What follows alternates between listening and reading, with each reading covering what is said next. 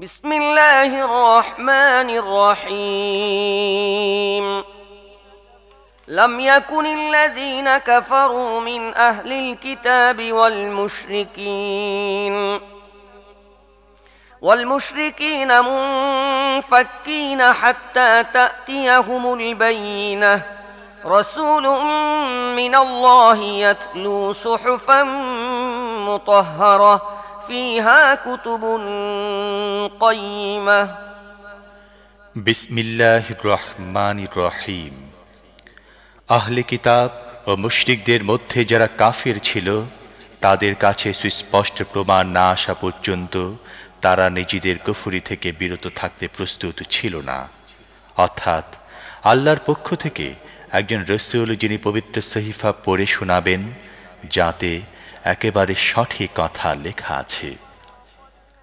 وما تفرق الذين أوتوا الكتاب إلا من بعد ما جاءتهم البينة وما أمروا إلا ليعبدوا الله مخلصين له الدين حنفاء ويقيموا الصلاة ويؤتوا الزكاة وذلك دين القيمة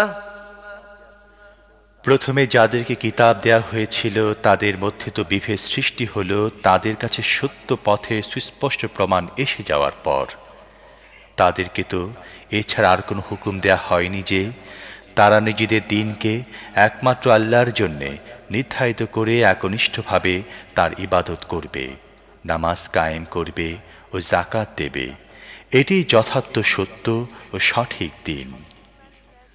إن الذين كفروا من أهل الكتاب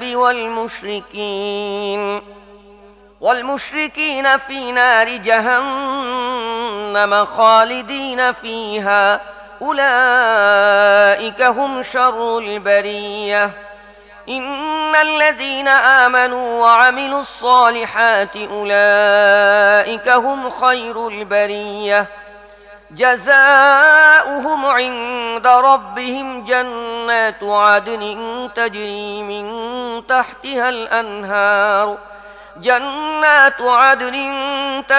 من تحتها الأنهار خالدين فيها أبدا رضي الله عنهم ورضوا عنه ذلك لمن خشي ربه আহলে কিতাব মুশরিকদের মধ্যে যারা কুফরি করেছে তারা নিশ্চিতভাবে জাহান্নামের আগুনে স্থায়ীভাবে অবস্থান করবে।